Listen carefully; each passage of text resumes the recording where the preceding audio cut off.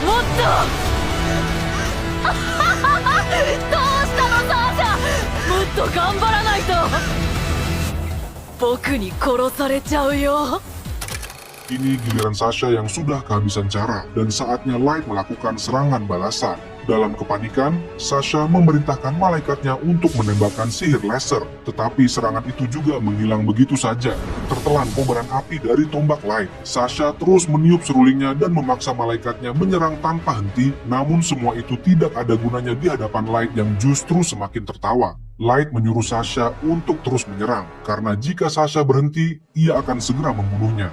Kemudian Sasha menyatukan semua serangan malaikatnya dan mengarahkannya langsung pada Light. Namun, serangan itu sama sekali tidak memberikan dampak apapun.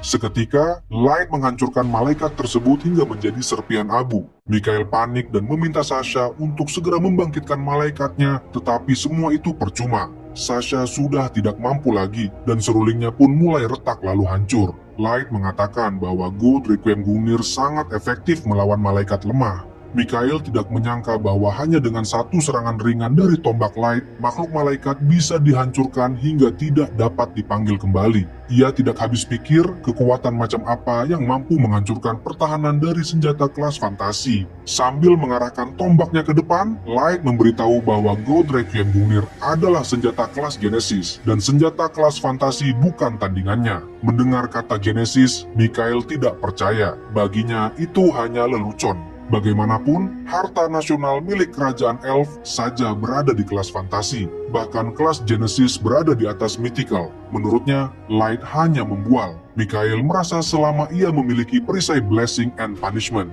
semua serangan Light akan ditahan dan dipantulkan.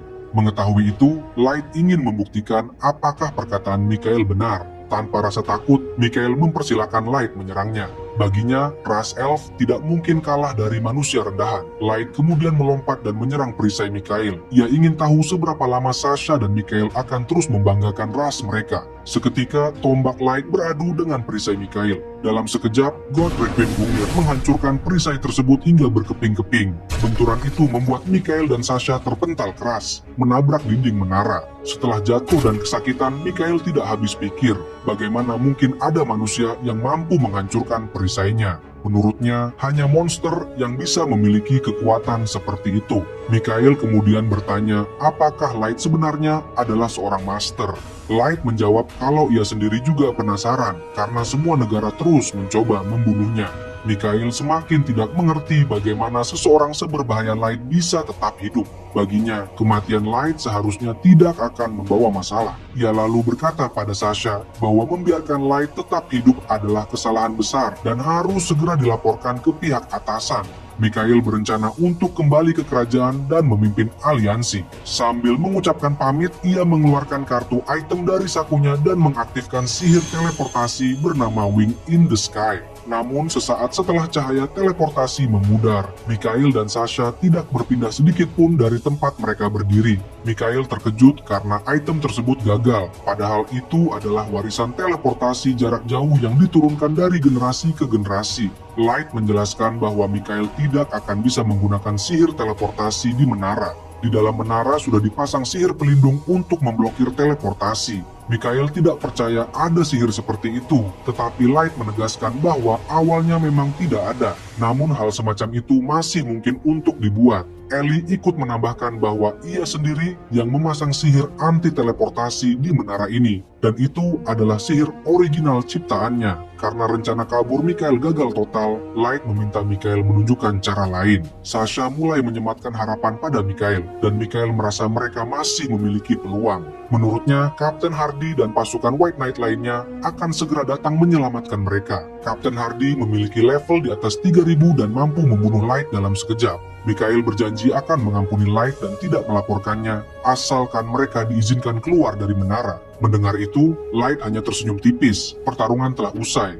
Ia lalu memerintahkan Ice Heat untuk membiarkan semua orang masuk. Sasha masih bingung dengan maksud ucapan Light. Namun tidak lama kemudian, pintu ruang singgasana terbuka dan para bawahan Light menyeret seluruh pasukan White Knight yang sudah tak berdaya, lalu menjatuhkan mereka di hadapan Sasha dan Mikhail. Light menanyakan apa maksud harapan Mikhail barusan. Seketika, Mikhail dan Sasha menjerit ketakutan dan tenggelam dalam keputusasaan saat melihat semua White Knight telah dikalahkan tanpa sisa. Kemudian, kelima bawahan Light maju menghadap sambil menundukkan kepala.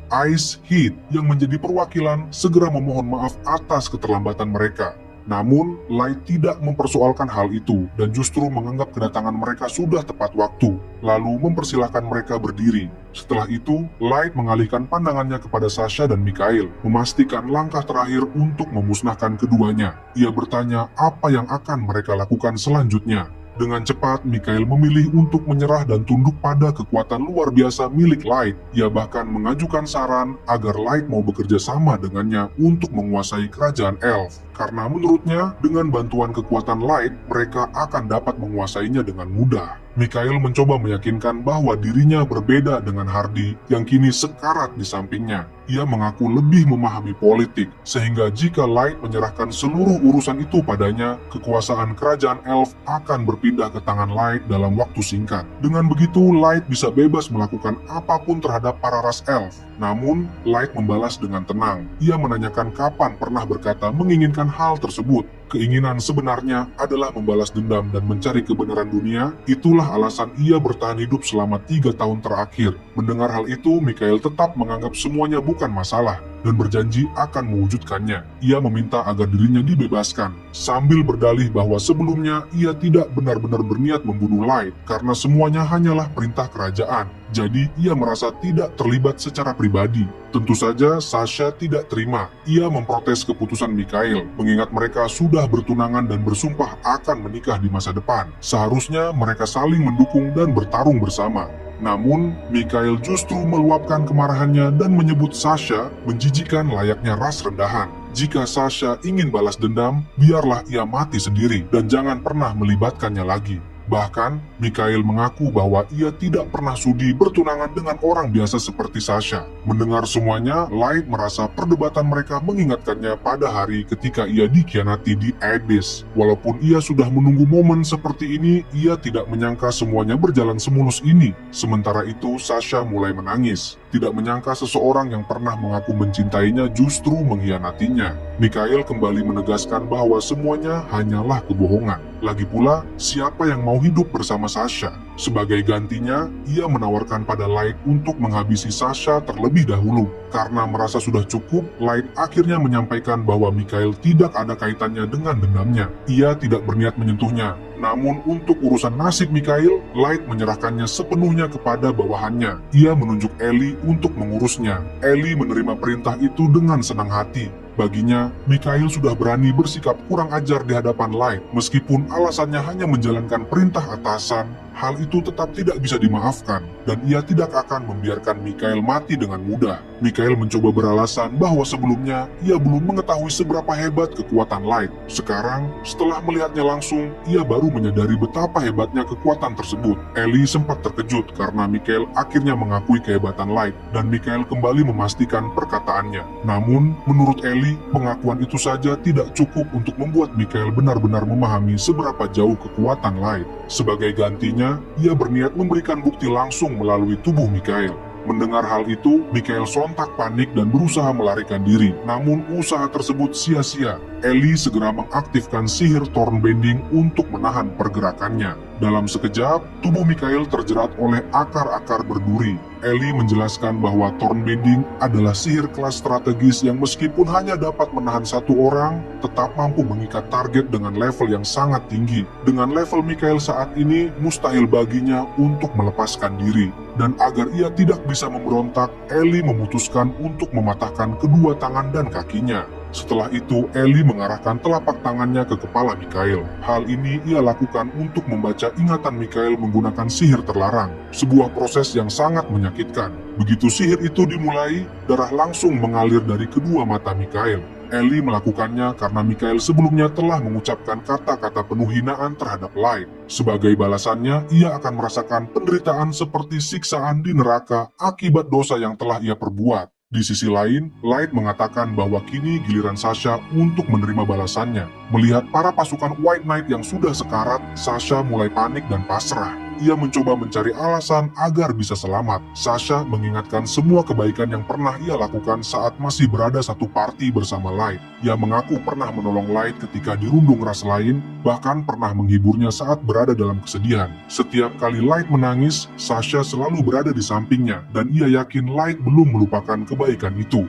Ia juga mengaku telah mengajarkan Light untuk memasak, serta menjadi orang pertama yang datang menolong setiap kali Light dihina. Light pun menjawab bahwa semua perkataan Sasha benar adanya, bahkan ia banyak belajar darinya. Namun, semua itu tidak lebih dari kebohongan semata. Light masih ingat dengan jelas bagaimana Sasha memandang rendah dirinya sebagai manusia ketika berada di Dungeon Abyss, memperlihatkan niat aslinya, bahkan mencoba membunuhnya. Light masih bisa merasakan jelas bagaimana anak panah Sasha pernah menancap dan melukai kakinya. Sasha mencoba beralasan bahwa semua yang pernah ia lakukan merupakan perintah kerajaan, bukan keinginannya pribadi. Menurutnya, bukan hanya dirinya saja, melainkan seluruh anggota parti menerima tugas yang sama. Itu artinya, jika ia menolak, anggota lain juga akan membunuhnya, sehingga ia merasa tidak sepenuhnya bersalah. Namun, ketika Sasha mulai putus asa, ia tanpa rasa malu berusaha menggoda Light. Ia berkata bahwa Light pasti menyukainya, dan mengaku sebenarnya dirinya juga menyukai Light sejak dulu. Sasha bahkan menawarkan tubuhnya dengan senang hati, seolah-olah hal itu bisa menyelamatkan nyawanya. Melihat kebohongan dan rayuan murahan itu, Aoyuki langsung marah besar. Ia meminta Sasha berhenti berbohong dan segera mengakui semua dosa yang pernah ia lakukan terhadap Light. Menurutnya, penghinaan terbesar adalah ketika Sasha dengan mudah mengucapkan cinta palsu sambil menyerahkan tubuhnya sebagai imbalan. Saat itu juga, Aoyuki berniat untuk membunuh Sasha dan menyiksanya menggunakan sihir pemulihan agar ia tidak mati dengan mudah. Namun, Light segera menghentikannya. Ia mengatakan bahwa Aoyuki tidak boleh menyentuh Sasha sedikit pun karena ia tidak pernah memberikan izin. Sadar telah bertindak melampaui batas, Aoyuki langsung merasa takut dan memilih mundur tanpa berani ikut campur lagi. Setelah itu, Light mengatakan bahwa dirinya tidak berniat membunuh Sasha. Namun ketika Sasha mulai merasakan harapan, Light menjelaskan bahwa nasibnya akan sama seperti Garou yang telah ditangkap, sampai Light memutuskan apakah ia akan mengakhiri keberadaan seluruh ras. Selain manusia, Sasha akan diberikan rasa sakit abadi. Ia akan dijaga agar tetap hidup tanpa pernah bisa mati. Dan selama berada di penjara Abyss, ia akan merasakan penderitaan yang begitu menyiksa hingga berharap lebih baik mati. Light kemudian memerintahkan Mera untuk membawa Sasha ke penjara Abyss. Ia tidak meminta Mera menahan diri dalam membuat Sasha merasakan siksaan yang menjijikan dan menyuruhnya sekaligus membawa para pasukan White Knight yang sekarat. Mera menerima perintah itu dengan senang hati. Dari balik kedua lengannya muncul banyak monster mengerikan dan menjijikan yang mulai menyelimuti tubuh Sasha. Panik dan ketakutan, Sasha hanya bisa meronta tanpa kekuatan untuk melawan. Saat itulah Light mengingat tindakan balas dendam yang belum ia kembalikan. Ia mengeluarkan kartu anak panah dan menembakkannya tepat ke kaki kiri Sasha. Seketika Sasha menjerit kesakitan, dan Light menegaskan bahwa luka tersebut adalah balasan atas apa yang dilakukan Sasha 3 tahun lalu. Setelah itu, ia meminta Mera melanjutkan tugasnya. Di tengah ketakutannya, Sasha terus memohon ampunan. Ia bersumpah akan menaati semua perintah Light dan hanya ingin kembali bahagia serta melihat orang tua dan saudarinya. Namun, Light tidak mempedulikan rayuan dan tangisan itu. Menurutnya, Sasha telah menipu, mengkhianati, dan bahkan mencoba membunuhnya. Jika ia ingin hidup, seharusnya Sasha mencari alasan yang lebih masuk akal daripada kebohongan murahan seperti itu. Ketika seluruh tubuh Sasha mulai terlilit oleh makhluk-makhluk menjijikan, ia terus mencoba meminta maaf atas niatnya membunuh Light. Namun, semua itu tidak berguna. Hingga pada akhirnya, mulut Sasha pun tertutup oleh makhluk-makhluk tersebut. Dan seketika tubuhnya lenyap oleh kekuatan Mera. Light lalu mengucapkan salam perpisahan terakhirnya kepada Sasha, yang selanjutnya akan dibawa ke penjara Abyss untuk disiksa tanpa henti. Setelah itu, Light menyadari bahwa ia telah melepaskan segel pertama dari senjata Gungnir. Dan sepertinya kekuatan itu terlalu berlebihan hanya untuk uji coba pertempuran. Namun, setidaknya rencana balas dendamnya terhadap Sasha telah berhasil terselesaikan. Karena Light ingin mencari informasi lebih dalam dari semua orang yang berhasil mereka tangkap. Ia memutuskan agar semuanya kembali ke Abyss. Tidak ada yang keberatan, dan mereka pun berpindah menggunakan sihir teleportasi. Beberapa hari kemudian, Light mulai membaca laporan yang telah dikumpulkan oleh Ellie. Setelah melihat seluruh informasi tersebut, Light masih sulit mempercayainya. Pada awalnya, Ellie juga meragukan semua informasi dari para pasukan White Knight. Namun, setelah melihat ingatan Kapten Hardy yang merupakan anak dari Ratu Elf, informasi itu dapat dianggap valid. Bahkan, ketika dicocokkan dengan ingatan milik Kaito, alasan mengapa setiap negara begitu waspada terhadap para Master adalah karena ada kemungkinan keberadaan Master dapat menghancurkan dunia jika dibiarkan begitu saja. Light kembali membaca laporan dari ingatan Hardy. Di sana dijelaskan bahwa jika para Master dibiarkan tanpa pengawasan, peradaban akan berkembang terlalu cepat. Dan jika perkembangan itu melewati batas tertentu, dunia bisa hancur. Untuk menghindari hal tersebut, negara-negara memilih mengamankan dan mengisolasi Master, memperlakukan mereka layaknya seorang putri agar pengaruh terhadap dunia luar bisa diminimalisir.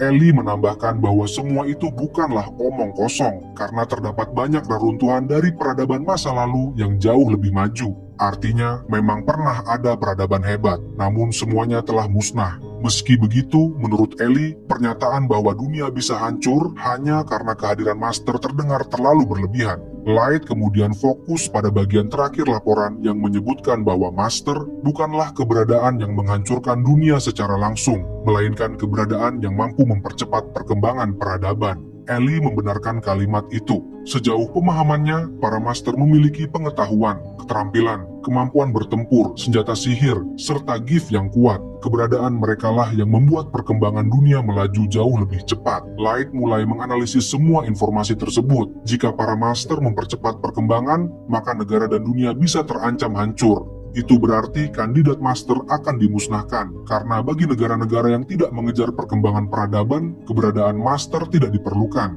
Inilah alasan mengapa Light diselidiki dan masih dianggap sebagai kandidat Master. Setelah penyelidikan dilakukan dan hasilnya menyatakan bahwa Light bukan seorang Master, diputuskan bahwa ia harus dibunuh sebagai bentuk pencegahan. Sekilas, bagi Light keputusan itu terdengar masuk akal. Namun tetap saja, masih ada satu pertanyaan yang tidak terjawab. Mengapa dunia bisa musnah ketika peradaban berkembang terlalu cepat? Hingga kini, Light belum menemukan alasan yang menurutnya cukup logis. Light berpendapat bahwa justru akan jauh lebih berbahaya jika mereka menghapus kandidat Master. Ellie setuju dengan pendapat itu, karena jika Master yang sebenarnya mengetahui rencana tersebut, kemungkinan besar ia akan marah dan langsung menghancurkan musuh-musuhnya. Oleh sebab itu, daripada mengambil risiko besar, membiarkan kandidat Master tetap hidup justru lebih menguntungkan, karena membunuh bisa membawa dampak yang lebih buruk. Namun, bagi Light, itu berarti masih ada kondisi tertentu di mana kandidat Master memang harus dimusnahkan, meskipun risikonya besar.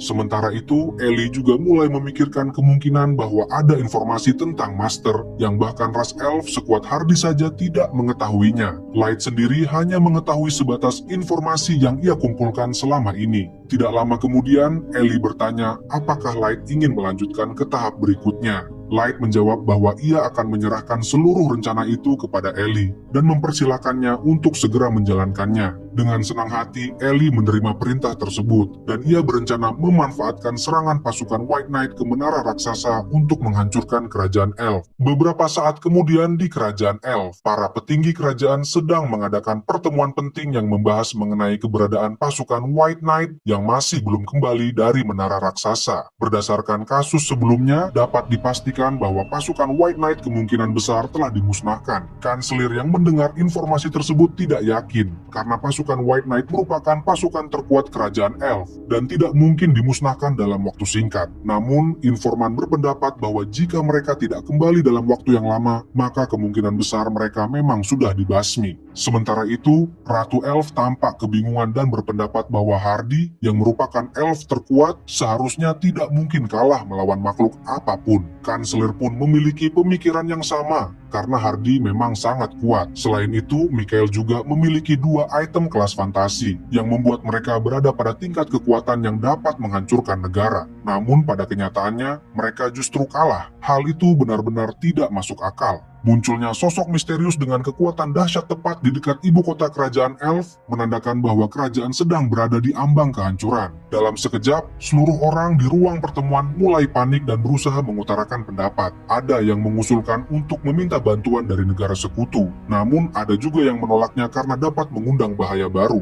Saat perdebatan semakin panas, tiba-tiba pintu terbuka dan seseorang masuk dengan terburu-buru, melaporkan bahwa ada kawanan naga berjumlah lebih dari 100 ekor yang sedang terbang mengelilingi kota.